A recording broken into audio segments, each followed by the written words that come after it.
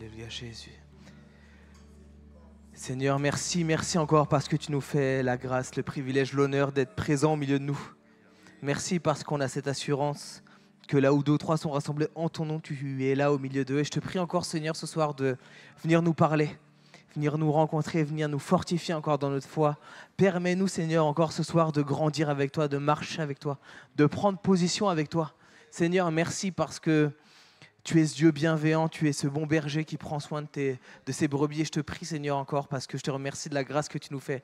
Merci parce que lorsque tu viens nous rencontrer, lorsque tu viens juste dire un mot dans notre vie, elle change encore. Tu nous transformes à ton image et je te prie encore, Seigneur, que jour après jour, on puisse être transformé à ton image, qu'on puisse refléter qui tu es. Apprends-nous à grandir en maturité, apprends-nous à grandir en stature comme ce que tu attends de nous. Apprends-nous à dépasser jour après jour le stade de l'enfant et aller en croissance, Seigneur, parce que c'est ce que tu attends de nous. Merci parce que tu es avec nous tous les jours et tu nous fais cette promesse. Dans le nom de Jésus, je te prie encore, Seigneur, ce soir, de venir parler à chacun de nos cœurs. Seigneur, je te prie qu'un mot de toi, Seigneur, et on puisse grandir. Viens encore parler à nos cœurs, viens nous rendre encore solides, Seigneur, dans le nom de Jésus. Amen. Amen. Bonsoir à chacun et chacune, à celles et ceux que je n'ai pas vus. Je suis heureux d'être là avec vous, heureux de partager cette soirée avec vous, heureux de partager le conseil de la parole de Dieu avec vous ce soir.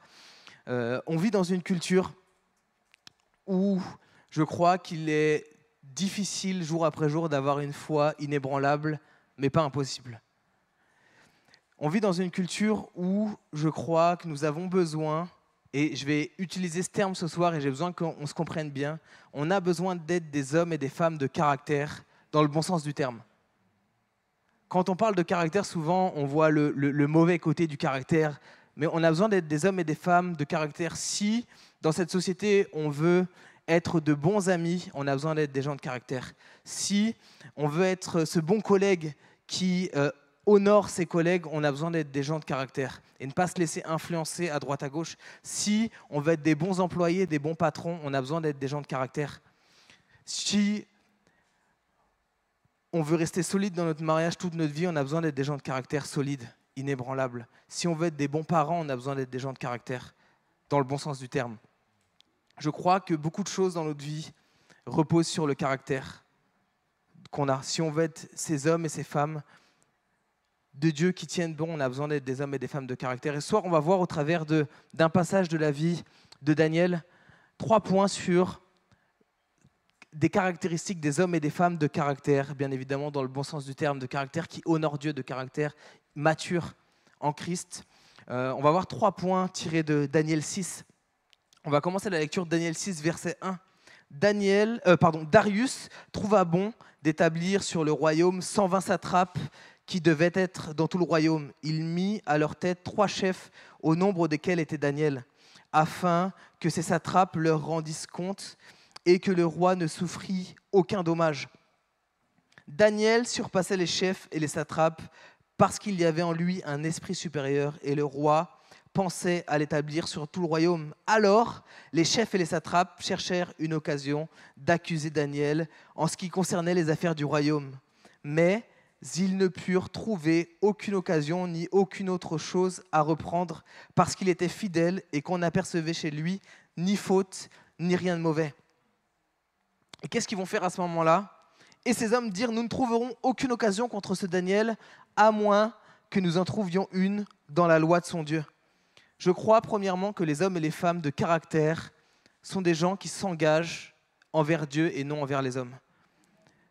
Je tiens à le préciser, je vais l'expliquer. Quand les gens ne peuvent pas attaquer ton caractère, comme ils l'ont fait avec Daniel, ils vont attaquer la foi de Daniel. Parce que Daniel était engagé envers Dieu et pas envers les hommes. Comment devenir un homme et une femme de caractère inébranlable en nous engageant envers Dieu ? Comment devenir un homme et une femme inébranlable en plein milieu d'une crise, en plein milieu de problématiques sur notre lieu de travail, en étant engagé envers Dieu ? Pourquoi c'est important que les hommes et les femmes de caractère soient des gens engagés envers Dieu ? Parce que la vie change, les circonstances de la vie changent. La vie et la mienne vont changer. Ce qui se passe autour de nous va changer. Mais la Bible nous dit que Dieu ne change jamais. Il est le même hier, aujourd'hui et pour toujours. Si on doit s'engager envers Dieu, notre engagement ne doit pas changer. Parce que les hommes changent, la société change, la culture change. Je ne suis pas si vieux que ça, Mais il y a 10 ans, la société était différente. Il y a 20 ans, la société était différente. Mais Dieu était le même.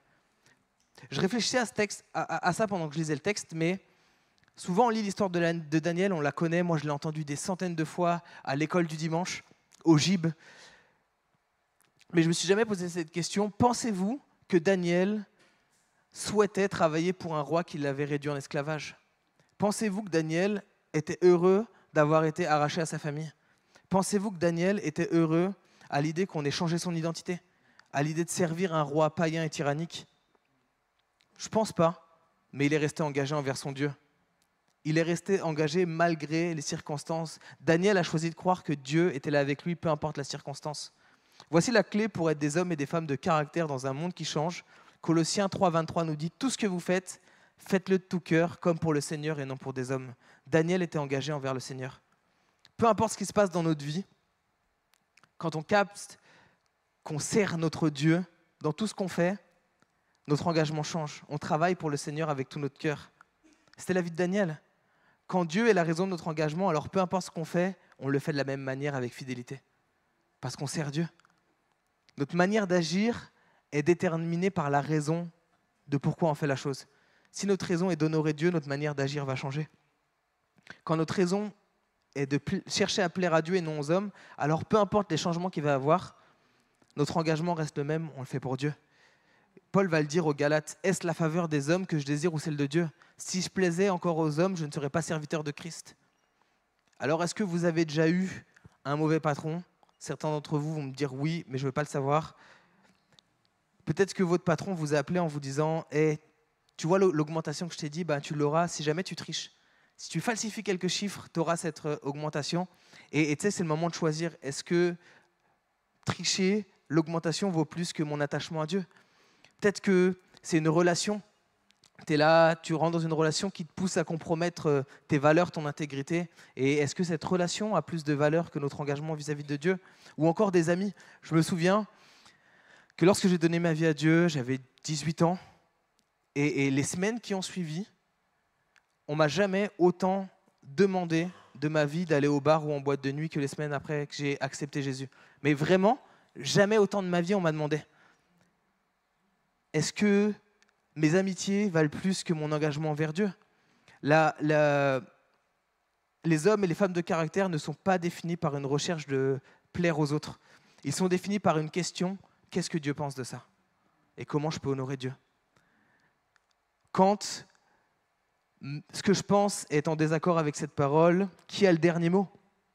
Parce que c'est facile de dire Jésus d'abord quand tout va bien. C'est facile d'être là, de lever les mains, de dire merci Jésus, de mettre sur Instagram une petite biographie « Jésus, je te suivrai » quand tout va bien. Mais le problème, c'est qu'on vit, et je crois profondément qu'on vit dans une génération, je ne connais pas les générations d'avant, donc je ne peux pas parler, mais on vit dans une génération qui forme ses engagements sur ses émotions et pas sur cette parole. Daniel était quelqu'un d'engagé envers Dieu, parce que son engagement envers Dieu était au-dessus de tout le reste. Il dit qu'il était plus capable que tous les autres. Daniel surpassait les chefs parce qu'il y avait en lui un esprit supérieur. Il était plus capable que tous les autres. Pourquoi? Parce que Daniel était rempli d'intégrité. Parce que Daniel faisait ce qui était juste tout le temps, même quand il n'y avait personne. Parce que son engagement envers Dieu était au-dessus de son désir de plaire aux autres. Il avait un esprit d'excellence, sans faute, fidèle, responsable, digne de confiance, engagé envers Dieu. Et le roi Darius aimait Daniel, mais les autres n'aimaient pas. Pourquoi? Parce que l'intégrité de Daniel poussait, mettait la lumière sur le manque d'intégrité des autres autour de lui. Mais je crois que si on veut être des hommes, des femmes inébranlables dans ce monde, dans cette société, on a besoin d'être des gens de caractère qui mettons notre engagement envers Dieu au-dessus de tout le reste. Il continue dans ce texte-là, Daniel 6, verset 6. « Puis ses chefs et ses satrapes se rendirent tumultueusement auprès du roi et lui parlèrent ainsi. « Roi Darius, vis éternellement. Tous les chefs du royaume et les intendants, les satrapes, les conseillers, les gouverneurs sont d'avis qu'il soit publié un édit royal avec une défense sévère portant que quiconque dans l'espace de 30 jours adressera des prières à quelque dieu ou à quelque homme, excepté à toi, ô roi, sera jeté dans la fosse aux lions. Maintenant, au roi, confirme la défense et écrit le décret afin qu'il soit irrévocable selon la loi des Mèdes et des Perses qui est immuable. Là-dessus, le roi Darius écrivit le décret et la défense. Lorsque Daniel sut que le décret était écrit, il se retira dans sa maison où les fenêtres de la chambre supérieure étaient ouvertes dans la direction de Jérusalem. Et 3 fois le jour, il se mettait à genoux et priait et louait son Dieu comme il le faisait auparavant. Alors, ces hommes entrèrent tumultueusement et ils trouvèrent Daniel qui priait et invoquait son Dieu. Puis ils le présentèrent devant le roi et lui dirent au sujet de la défense royale: « N'as-tu pas écrit une défense portant que quiconque dans l'espace de 30 jours adresserait des prières à quelque dieu ou à quelque homme, excepté à toi, ô roi, serait jeté dans la fosse aux lions ?» Le roi répondit: « La chose est certaine selon la loi des Mèdes et des Perses qui est immuable. » Les hommes et les femmes de caractère sont des personnes constantes malgré les changements. Si on regarde bien, quand je dis constant malgré les changements, observons un peu ce qui se passe avec Daniel. Daniel apprend que la loi a été signée, un changement dans la culture, il rentre chez lui et il fait comme d'habitude. Il prie 3 fois le jour, comme il l'a toujours fait en remerciant Dieu, constamment. Malgré les changements, Daniel est resté fidèle et constant. Les hommes et les femmes de caractère sont des gens constants malgré les changements autour de nous. Qu'est-ce que ça nous enseigne ? Peu importe les changements auxquels Daniel a été confronté, il est resté fidèle à Dieu. Et c'est une question pour nous, sommes-nous constants avec Dieu ? Quand la culture autour de nous change, quand notre cercle d'amis change, quand les informations nous bombardent de nouveautés et tout, est-ce que nous on change ? Est-ce que notre foi elle vacille ou est-ce que notre foi elle s'affermit ? Est-ce qu'elle s'affaiblit ou est-ce qu'elle s'affermit quand tout change autour de nous ? La loi a changé, le roi a changé, les gens autour de Daniel ont changé, mais Daniel est resté constant. La première chose qu'il a fait, c'est qu'il a fait comme d'habitude. On va rentrer et on va prier 3 fois le jour. Je ne vais pas changer qui je suis parce que la société elle change autour de moi. Constant. Aujourd'hui, on vit dans une société qui nous pousse à décider de notre propre vérité. Où on veut nous faire croire que ce livre, cette Bible, c'est un livre parmi tant d'autres et qu'on a le choix de décider ce qu'on veut ou pas.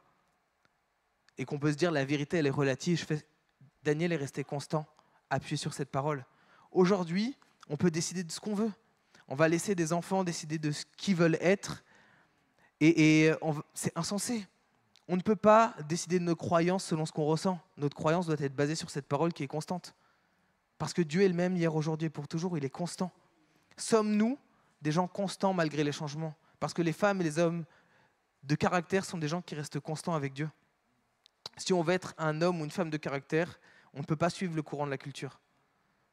La constance de Daniel à chercher Dieu, c'est ce qui l'a préparé à affronter les changements de la société autour de lui. De la même manière, nos habitudes aujourd'hui nous préparent à tenir bon ou non dans le futur. Les habitudes qu'on crée aujourd'hui nous préparent pour demain, pour dans 1 mois, pour dans 10 ans.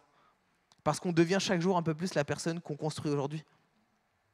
On n'arrive pas à un endroit par hasard. On n'arrive pas à une direction par hasard. C'est nos choix, c'est la succession de nos choix, de ce qu'on a fait. Et j'aimerais te poser une question. Est-ce que vous êtes à l'aise et vous aimez la personne que vous devenez ? Si oui, continue dans ce sens-là. Sinon, c'est le moment de faire des choix, de préparer aujourd'hui le demain.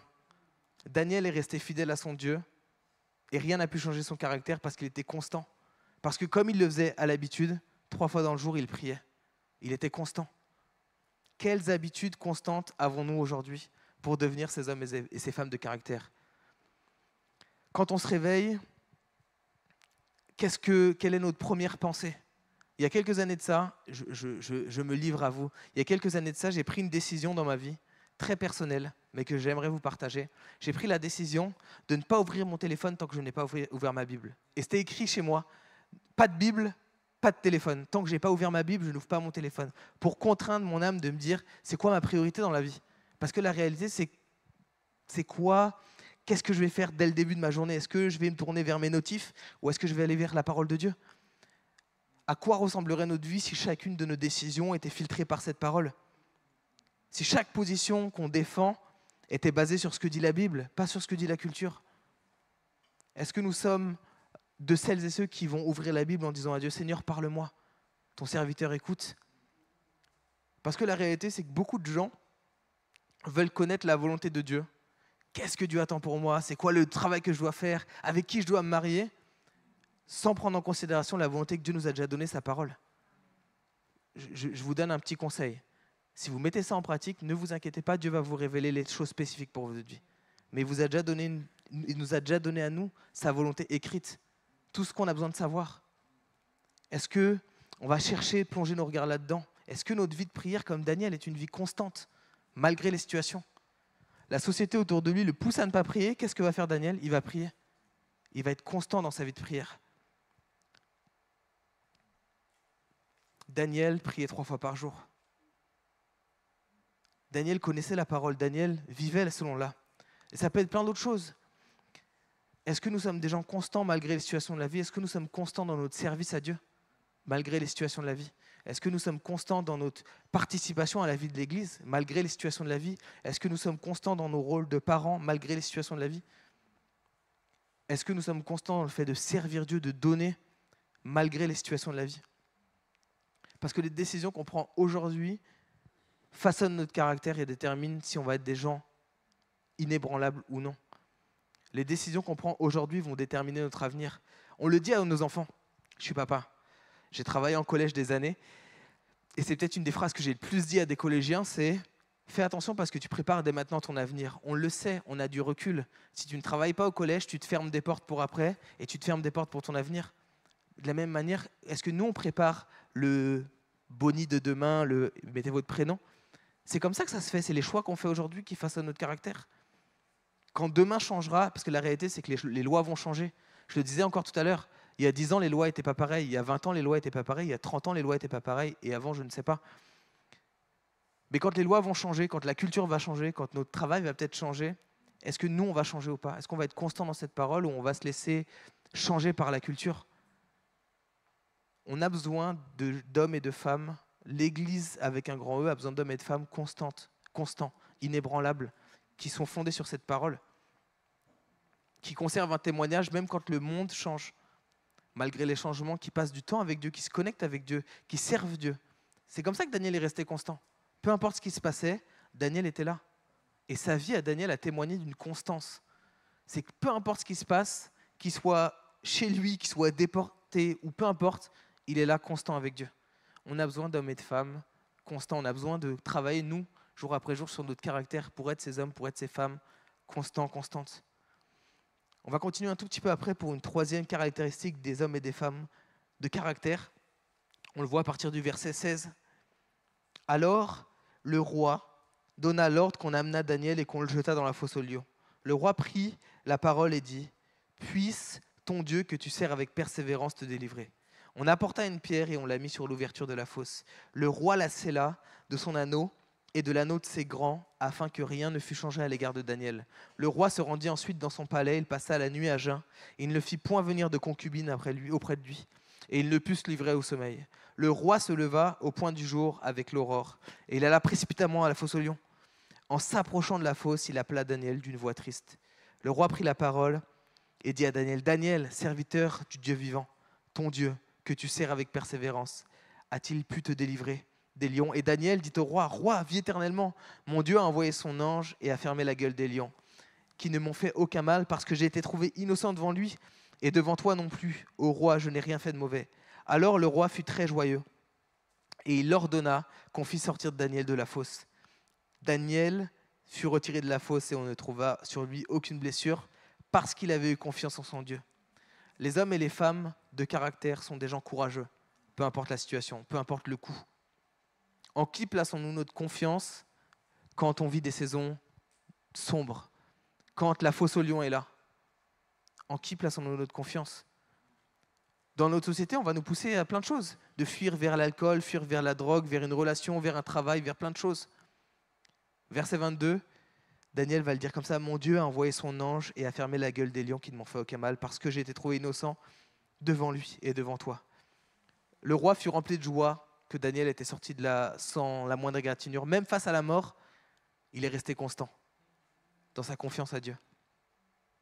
Comment on atteint ce niveau de foi? Je crois que ça se construit jour après jour en ayant confiance en Dieu, en bâtissant notre foi, notre vie sur la parole de Dieu. Paul va le dire comme ça et j'aime beaucoup ce texte-là. « Christ est ma vie et la mort m'est un gain ». Et Daniel va avoir dans cette pensée, et je crois ne pas dénaturer le texte, peu importe si tu me prends la vie, je serai au ciel avec Dieu. J'ai confiance en Dieu. Si je reste en vie, je parlerai de Dieu. Avons-nous cet état d'esprit inébranlable, peu importe le coup? Et sinon, si on n'a pas encore cet état d'esprit, on a du chemin à parcourir, mais c'est le chemin que Dieu veut qu'on parcourt. Il veut qu'on grandisse en maturité, il veut qu'on grandisse avec lui. On est appelé à grandir à la stature parfaite de Jésus. Est-ce que vous avez déjà été dans des endroits sombres où vous avez l'impression d'être seul? Peut-être que vous n'avez pas obtenu dernièrement le travail, la promotion que vous vouliez. Peut-être que quelqu'un de votre famille est tombé malade et ça a commencé à vous peser. Peut-être que cette relation que tu pensais être la bonne, c'est terminé, c'est brisé, ça a détruit ton cœur. As-tu déjà été dans un endroit sombre, un endroit très sombre, un endroit comme Daniel où tu entends les lions rugir, où on ressent cette lutte intérieure? Et la question que j'aimerais nous poser, c'est que faisons-nous dans ces moments-là? Est-ce qu'on se laisse aller ou est-ce qu'on fait confiance à Dieu? Parce que c'est dans les temps sombres qu'on peut s'appuyer sur Dieu. C'est facile d'être courageux quand il n'y a pas de coup. C'est facile de dire Jésus, je te suis quand ça ne coûte rien. Mais quand ça coûte, est-ce qu'on est encore là? Est-ce qu'on est ces hommes et ces femmes de caractère? Quand les saisons difficiles arrivent, parce qu'elles vont arriver, il pleut sur les justes comme sur les méchants. Est-ce qu'on est de celles et ceux qui tenons bon? On vit dans un monde brisé par le péché. Je n'ai pas besoin de vous l'apprendre. Le monde, on voit partout des folies, la mort, il y a eu le Covid, on voit des abus, plein de choses autour de nous. Mais je crois qu'on doit croire jour après jour, peu importe ce que la culture autour de nous change, on doit croire que Dieu est le même, hier, aujourd'hui et pour toujours. S'appuyer sur cette parole. La Bible nous dit dans l'Apocalypse que Dieu viendra et il essuiera toutes nos larmes. Les choses anciennes auront disparu. Il fera toutes choses nouvelles, il n'y aura plus de douleur, plus de souffrance. Mais aujourd'hui, est-ce que, malgré les douleurs, malgré les souffrances, on est ces hommes et ces femmes qui sommes constants en Dieu? Vers qui courons-nous quand l'obscurité de la vie est là? Parce que quand tout va bien, les gens vont dire c'est facile de croire il a tout. Mais dans les moments de tragédie, de brisure, c'est là où le monde aussi observe comment on est, comment on réagit. Ah mais toi, t'es différent. Je me souviens de ça. La première fois qu'on me l'avait dit, j'ai besoin de me confier à vous, ça m'avait énervé. Je suis arrivé à la fac à Bordeaux. On faisait des tournages. J'étais en master pour être chef de projet multimédia et on faisait pas mal de tournages vidéo. Et on fait un tournage et je rentre en tram avec une de mes camarades de classe et elle me dit ça comme ça. Elle me fait « et toi, t'es bizarre, t'es différent des autres, t'aimes tout le monde ». Et je vous avoue qu'au début, d'être bizarre, quand on me dit « t'es bizarre », ça m'a fait quelque chose. Mais de me rendre compte que oui, notre témoignage parle quand ça va, mais quand ça va pas aussi. C'est là où on témoigne aussi. Quand on refuse d'agir comme tout le monde et qu'on choisit de rester intègre, peut-être sur le moment, ça va être dur, on va être amené dans une fosse au lion, mais c'est un témoignage de Dieu, pour Dieu. J'y étais, je vous disais, j'ai jamais été autant sollicité de ma vie au moment où j'ai donné ma vie à Dieu pour sortir en boîte de nuit, en bar et ce genre de choses. Et j'ai dit à Dieu, jamais j'y retournerai là-dedans. Et j'ai dit non. 1 fois, 2 fois, 3 fois, 15 fois. Par moments, c'était dur, c'était long. T'es seul, tu vois sur les réseaux tous tes amis qui mettent des stories et toi, t'es tout seul. Mais la réalité, c'est que ces mêmes personnes, quelques années après, c'est eux qui viennent me voir en me disant « Bonnie, tu n'aurais pas des conseils pour mon couple, tu n'aurais pas des conseils pour moi ?» Parce qu'en fait, quand tu restes intègre, Dieu se sert aussi de nous pour être un témoignage. Regardons ce qu'il a fait avec Daniel. Daniel 6, 26. Après cela, le roi Darius écrivait à tous les peuples, toutes les nations, aux hommes de toutes les langues qui habitaient sur toute la terre, « Que la paix vous soit donnée avec abondance. J'ordonne que dans toute l'étendue de mon royaume, on ait la crainte et de la frayeur pour le Dieu de Daniel. Car il est le Dieu vivant et il subsiste éternellement. Son royaume ne sera jamais détruit et la domination durera jusqu'à la fin. C'est lui qui délivre et qui sauve, qui opère des signes et des prodiges dans les cieux et sur la terre. C'est lui qui a délivré Daniel de la fosse aux lions. De la puissance des lions, pardon. Daniel prospéra sous le règne de Darius et sous le règne de Cyrus de Perse. » Dieu va utiliser aussi le fait qu'on soit inébranlable pour sa gloire. Ce que j'aime dans ce truc-là, c'est que Daniel est honoré, mais c'est le Dieu de Daniel qui est honoré. Parce que Daniel a été constant, intègre. Nos circonstances ne vont peut-être pas changer, mais vous savez quoi, les amis? J'ai un petit secret pour nous, pour vous. Le Dieu qui a sauvé Daniel de la fosse aux lions, c'est le Dieu qui a vaincu la mort et le péché. Il n'est pas seulement mort sur la croix, il est aussi ressuscité. Et il est vainqueur sur toute chose. On a l'opportunité, on a le privilège de s'appuyer sur ce Dieu-là, de construire notre vie sur ce Dieu-là, jour après jour. Et ce que j'aime dans cette histoire, c'est que peu importe ce qu'on traverse, on peut décider jour après jour de devenir de plus en plus ces hommes et ces femmes de caractère. Et Dieu sait qu'on en a besoin. Dieu sait que notre société en a besoin. Notre culture a besoin de gens inébranlables. Quand tout s'effondre autour, on a besoin de repères. Est-ce qu'on va être de celles et ceux qui vont rester fidèles dans cette poursuite de Dieu malgré les changements, malgré les défis, malgré les difficultés? Quand tout va bien, mais quand ça ne va pas aussi. On a besoin d'hommes et de femmes de caractère. Parce que ça demande du caractère de tenir. Ça demande du caractère de marcher, mais de tenir jusqu'au bout, ça demande du caractère. On a besoin d'être ces hommes et ces femmes. Et c'est faisable. Daniel l'a fait. C'est faisable. C'est pas hors de portée. Mais ça demande jour après jour de décider. Je vais me battre pour ce qui vaut la peine. Je vais me battre pour ma famille. Je vais me battre pour mon caractère. Je vais me battre pour honorer Dieu. Je vais me battre pour rester intègre, fidèle à Dieu. Parce que, comme Daniel l'a été, il s'est engagé envers Dieu. Comme Daniel l'a été, il a été constant malgré les changements. Et il a été courageux, peu importe le prix. Parce que Daniel, on lit l'histoire et on la connaît. Et je vais juste terminer avec ça. On lit l'histoire, on la connaît. Mais Daniel, il n'a aucune certitude quand il va dans la fosse au lion qu'il va rester un jour de plus ou pas. Nous, on connaît l'histoire, on l'a entendu 1000 fois, donc on sait. Daniel, il ne sait pas. Vraiment, je m'imaginais ce moment-là tout à l'heure. Mais Daniel, quand il va là dans la fosse, avec toute la confiance en Dieu qu'il a, il ne sait pas ce qui va se passer. Nous, on sait, on a l'histoire, mais Daniel, il ne sait pas, il est là. Et la réalité, c'est que nous, dans nos vies, il y a plein de situations où on est comme ça, on ne sait pas ce qui va se passer. Mais on a le choix de décider comme Daniel, est-ce qu'on va faire confiance en Dieu ou non? Est-ce qu'on va se laisser emporter par la culture, par tout ce qu'il y a autour de nous, ou est-ce qu'on va être ferme sur cette parole? Et je vais juste terminer avec cette parabole de Jésus, de l'homme qui a construit sa maison sur le roc.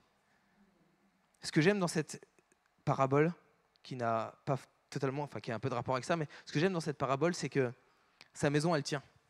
Et si sa maison, elle tient, tout ce qu'il y a dans sa maison, il tient. Ça semble logique. Mais je crois que si nous, on tient, si nous, on est ces hommes et ces femmes fondés sur le roc, de caractère intègre, qui vont rester être constants avec Dieu, peu importe les changements, on va être aussi une source de bénédiction pour ceux qui sont autour de nous. Et on va être une source de témoignage pour notre Dieu. J'aimerais juste prier, et puis après, on va se laisser conduire aussi, mais j'aimerais prier pour chacun d'entre nous, mais aussi vous donner cette opportunité. Nous donner cette opportunité de prendre cette décision jour après jour. Parce que je le disais tout à l'heure, ça n'arrive pas au hasard.